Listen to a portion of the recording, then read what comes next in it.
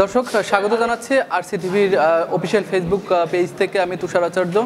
এই মুহূর্তে আছি রংপুর নগরীর স্বপ্ন জেনারেল হাসপাতালে। যদি একটু আপনাদের জানিয়ে দেই যে স্বপ্ন জেনারেল হাসপাতালে কিন্তু এই মুহূর্তে সেনাবাহিনীর একটি যৌথ অভিযান চলছে। যেরকমটি ক্যামেরার চোখে দেখতে পাচ্ছেন যে এখানে কিন্তু বাংলাদেশ সেনাবাহিনী, বাংলাদেশ পুলিশ, জেলা প্রশাসন এবং যে রংপুর সিভিল সার্জন অফিসের যারা আছেন তারা কিন্তু এই মুহূর্তে একটি অভিযান পরিচালনা করছেন এখানে। যদি একটু তথ্য দিয়ে রাখি যে গত একদিন আগে কিন্তু নগরীর যে এই স্বপ্ন জেনারেল হাসপাতাল এখানেই কিন্তু নবজাতকের মৃত্যুর ঘটনা ঘটে এবং তারপরেই কিন্তু নড়েচড়ে বসে রংপুরের প্রশাসন।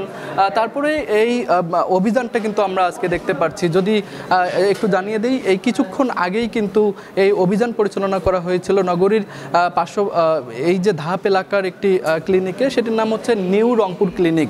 সেই নিউ রংপুর ক্লিনিকে কিন্তু স্বত্বাধিকারী যিনি আছেন তাকে কিন্তু 1 মাসের বিনাশ্রম কারাদণ্ড দেওয়া হয়েছে এবং এই সেনাবাহিনীর যেই অভিযানটি এখন পরিচালনা হচ্ছে সেখান থেকে কিন্তু স্পষ্ট করে তারা জানিয়ে দিচ্ছেন যে রংপুরের স্বাস্থ্য খাতে কোনো অনিয়ম দুর্নীতি তারা কিন্তু টলারেট করবে না। এবং এই মুহূর্তে যেরকমটি দেখতে পাচ্ছেন যে স্বপ্ন জেনারেল হাসপাতালের বিভিন্ন বিষয় নিয়ে কিন্তু এখন বিভিন্ন বিষয় দেখছেন এখন সেনাবাহিনী, স্বাস্থ্য অধিদপ্তরের যারা কর্মকর্তা আছেন এবং বাংলাদেশ পুলিশ সহ জেলা প্রশাসনের যারা কর্মকর্তারা এসেছেন এই অভিযানটি পরিচালনা করার জন্য।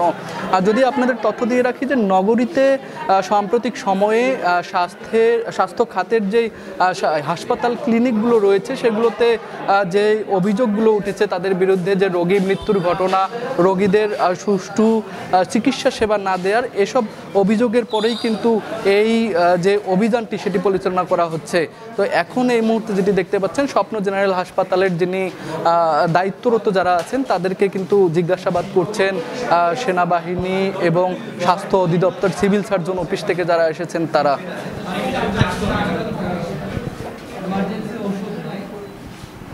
পোস্ট অপারেটিভ রুম নাই, এটা তো আপনি বললে তো হবে না। আমি জানা না মানে রেজিস্টার না, চলে যেটা বুঝতে পারছি। রেজিস্টার ডাক্তার থাকার কথা প্রয়োজন। ডাক্তার তো 20 বেডের জন্য মিনিমাম 2 জন প্রত্যেক শিফটে সব সময়।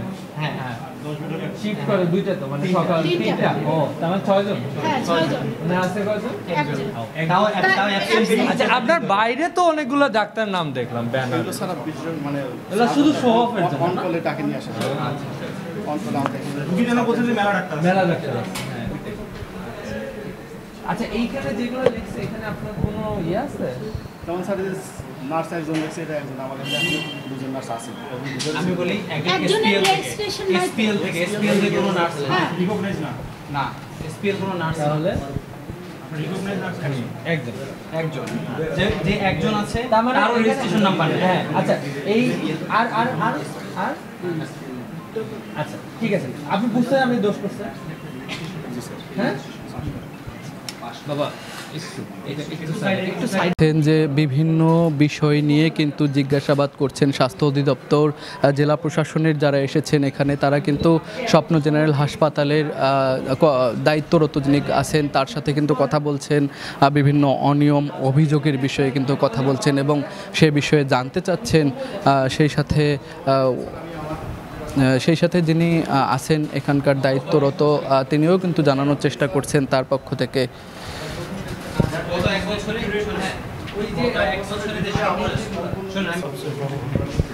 দর্শক যদি একটু জানিয়ে রাখি যে গত একদিন আগেই কিন্তু এই স্বপ্ন জেনারেল হাসপাতালেই কিন্তু একজন নবজাতকের মৃত্যুর ঘটনা ঘটেছে এবং তারপরেই কিন্তু অভিযোগ ওঠে যে নবজাতকের মৃত্যু হয়েছে তার পরিবারকে বিভিন্নভাবে হুমকি ধামকি দেওয়া সহ তাদের সাথে যে ক্লিনিক কর্তৃপক্ষ আছে তারা কিন্তু খুবই অশোভন আচরণ করেছে। এই অভিযোগের পরেই কিন্তু নড়েচড়ে বসে রংপুরের জেলা প্রশাসন, স্বাস্থ্য অধিদপ্তর সহ আইন প্রয়োগকারী সংস্থাগুলো। তারপরেই কিন্তু এই অভিযানটি পরিচালনা করা হচ্ছে আজকে।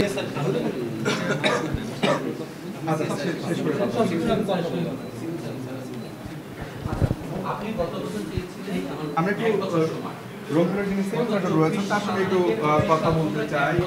আসলে তো আসলে অনেকগুলো অভিযান পরিচালনা করছেন, অসঙ্গতি পেলেন একটু জানতে চাই এবং কি ধরনের প্রক্রিয়া আছে, কি ধরনের ব্যবস্থা গ্রহণ করলেন?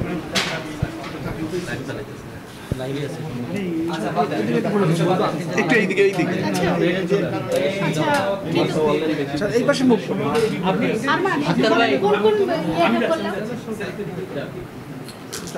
আমরা রানে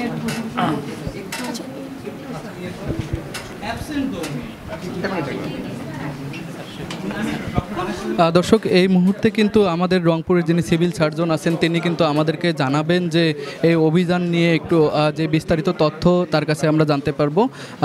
এখানে উপস্থিত আছেন রংপুর যে সিভিল সার্জন তিনি কিন্তু এখন আমাদেরকে জানাবেন। ক্লিনিকে এবং এখন পর্যন্ত রংপুরে তো অনেক ক্লিনিক রয়েছে যেগুলো আসলে অবৈধ কাগজপত্র নেই, সেইগুলোর ব্যাপারে ভবিষ্যতে আরও কী ধরনের ব্যবস্থা করবেন সব নিয়ে একটু জানতে চাই। আচ্ছা, আমরা আজকে হলো স্বপ্ন জেনারেল হাসপাতাল, তারপরে উত্তরা জেনারেল হাসপাতাল এবং নিউ রংপুর ক্লিনিকে এই তিনটা ভিজিট করেছি। তো এগুলোতে আমরা আসলে মেডিকেল অফিসার পাই নাই, মানে ডিউটিরত অবস্থায় মেডিকেল অফিসার পাই নাই এবং ওনাদের যে 10 বেডের হসপিটাল হওয়ার কথা কিন্তু ওনারা প্রায় বেড রেখেছে 20টা করে। আবার রোস্টার অনুযায়ী মানে কি যে সিস্টার যেভাবে থাকার কথা সেটাও আমরা পাই নাই। মেডিকেল অফিসার এখানে অবশ্য না, এখানেও পাইনি, এখানে মেডিকেল অফিসার পাইনি। এই তো আর হলো পোস্ট অপারেটিভ রুম নাই, লেবার রুম নাই, ইমার্জেন্সি ওষুধও মানে যে ইমার্জেন্সি ওষুধ থাকার কথা সেটাও ছিল না। এখন পর্যন্ত এই যেগুলো ক্লিনিক রয়েছে কি ধরনের আপনারা ব্যবস্থা নিয়েছেন তাদের বিরুদ্ধে যাদের এই আচ্ছা, এখানে আপাতত আমরা এসেছি না, এর আগে এখানে ভিজিট করে গিয়েছি। এখানে আমরা ওটিটা সিলগালা করার সিদ্ধান্ত নিয়েছি।